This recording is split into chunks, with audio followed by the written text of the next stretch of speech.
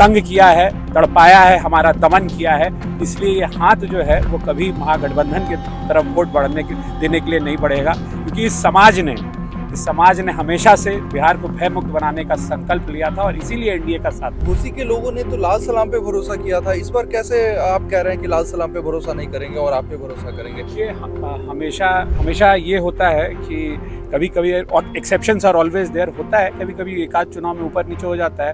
तो दोनों बाहुबली जो चेहरे हैं, भूमिहार चेहरे जो हैं बिहार के, उनको तेजस्वी यादव ने टिकट दे दिया। तो लोग कह रहे हैं कि उत्तर बिहार में मुन्ना शुक्ला का बाहुबल है और इधर सूरजभान सिंह का, तो पूरा भूमिहारों का वोट इस बार महागठबंधन को जा रहा है। ऐसा कुछ भी नहीं है कि किसी के बाहुबल पे कोई समाज एक वोट करता है। समाज वोट करता है विकास के ऊपर। नमस्कार, आप ओपिनियन बिहार देख रहे हैं, मैं हूं आपके साथ सुमन कृष्णा। देखिए, अभी हमारे साथ बातचीत करने के लिए मौजूद है घोसी से एनडीए प्रत्याशी ऋतुराज जी। बहुत स्वागत है ऋतुराज। बहुत बहुत धन्यवाद। नीतीश कुमार का आशीर्वाद मिला है आपको और घोसी में आज आपका नामांकन हो गया है। मन से बहुत दहाड़ रहे थे, लोगों से वोट मांग रहे थे, क्या कुछ कहेंगे?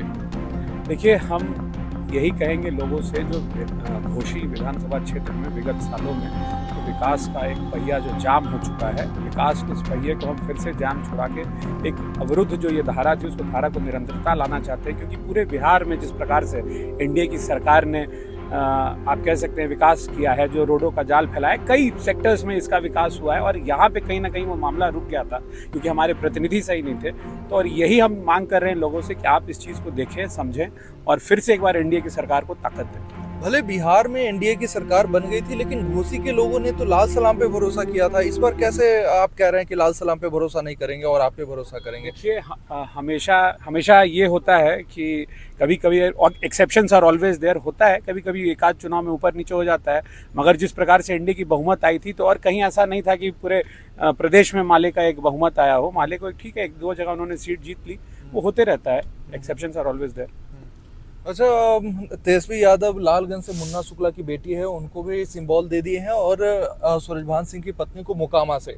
तो दोनों बाहुबली जो चेहरे हैं, भूमिहार चेहरे जो हैं बिहार के, उनको तेजस्वी यादव ने टिकट दे दिया है। तो लोग कह रहे हैं कि उत्तर बिहार में मुन्ना शुक्ला का बाहुबल है और इधर सूरजभान सिंह का, तो पूरा भूमिहारों का वोट इस बार महागठबंधन को जा रहा है। ऐसा कुछ भी नहीं है कि किसी के बाहुबल पे कोई समाज एक वोट करता है। समाज वोट करता है विकास के ऊपर। समाज वोट करता है कि हमारे क्षेत्र में क्रांति कौन ला सकता है, विकास कौन कर सकता है, हमारा डेवलपमेंट कौन दे सकता है, हमें कौन सही एक भय मुक्त प्रशासन दे सकता है, भय मुक्त माहौल दे सकता है। इसलिए ऐसा नहीं है।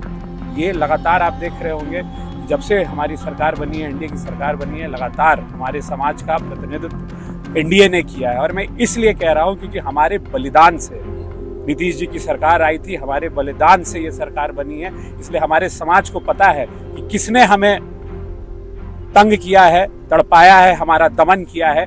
इसलिए ये हाथ जो है वो कभी महागठबंधन की तरफ वोट देने के लिए नहीं बढ़ेगा, क्योंकि इस समाज ने हमेशा से बिहार को भय मुक्त बनाने का संकल्प लिया था और इसीलिए एनडीए का साथ दिया था। लेकिन सोशल मीडिया पर तो पूरा ट्रेंड चल चुका है कि तेजस्वी यादव ही भूमिहारों के असली मसीहा है और उन्हीं को टिकट मिल रहा है, पूरा वोट भूमिहार को जा रहा है। तो आपको क्या लगता है कि सूरजभान सिंह और मुन्ना शुक्ला कोई फैक्टर नहीं रख रहे हैं भूमिहारों के लिए इस बार? कोई फैक्टर नहीं है, क्योंकि इस समाज में, क्यों कह रहा हूँ, क्योंकि उनकी उस गठबंधन में आप देखिएगा कई ऐसे नेता हैं जो लगातार ये कमेंट करते रहते हैं, भूरा बाल साफ करो। तो ये हमारा समाज भूला नहीं है, हमारे समाज ने हमारा बलिदान नहीं भूला है। हमारे समाज ने त्याग किया इस सरकार को बनाने के लिए, और बतासे के लिए कोई मंदिर नहीं तोड़ेगा हमारा समाज। Tejashwi Yadav A to Z की बात कर रहे हैं, लगातार नौकरी की बात कर रहे हैं और उनका एजेंडा ही इस बार चुनाव का है कि हर घर सरकारी नौकरी। देखिए, तो मैं पहले भी आपसे एक बार चर्चा हुई थी, तभी मैंने कहा था कि ये पॉसिबल ही नहीं है। अब रात में एक दिन उनको उठ के कोई ऐसा ख्याल आ गया तो ठीक है, ख्याल आ जाता है, मगर वो धरातल पे होने वाला ये संभव नहीं है। घोसी के लोग इस बार बदलाव क्यों करें और आपको वोट क्यों करें? डॉक्टर अरुण कुमार के बेटे हैं इसीलिए, या फिर ऋतुराज कुमार को वोट क्यों करें? घोसी के लोग सिर्फ बदलाव के लिए वोट इसलिए करें क्योंकि घोसी में जो विकास का कार्य रुक गया है। घोसी के लोग माननीय नरेंद्र मोदी जी के नाम पे वोट करें, घोसी के लोग माननीय नीतीश कुमार जी के लिए वोट करें, क्योंकि अभी मंच से ही हमारे सरकार के माननीय मंत्री अशोक चौधरी जी ने जिस तरह से एक आंकड़ा दिया कि हमारी सरकार जब यहाँ पे नहीं भी थी तब भी हमने यहाँ विकास का काम करने का प्रयास किया। यहाँ पे मेडिकल कॉलेज दिया गया, 100 किलोमीटर से ऊपर रोड्स का दिया गया, 2 पुल दिया गया। तो आप समझ सकते हैं जब हमारी सरकार आ जाएगी, यहाँ पे हमारे प्रतिनिधि आ जाएंगे, तो ये दुगना तिगना कितनी स्पीड से ये काम होने लगेगा। व्यक्तिगत ऋतुराज कुमार का अपना क्या कुछ सोच है, घोसी के लिए कुछ विशेष सोच? मेरा विशेष सोच यही है कि कुछ ऐसा एक प्रोजेक्ट यहाँ पे आए, वो एजुकेशनल हो सकता है, मेडिसिन के फील्ड में हो सकता है, आपके लिए स्पोर्ट्स के फील्ड में हो सकता है, टूरिज्म के फील्ड में हो सकता है, मगर कुछ ऐसा यहाँ पे एक प्रोजेक्ट आए जिससे यहाँ पे सेल्फ एम्प्लॉयमेंट यहाँ के यूथ को मिले। क्योंकि जो पलायन होता है इसका दर्द हम सब ने झेला है, हम सब चाहते हैं कि घर में रह के कुछ काम करें।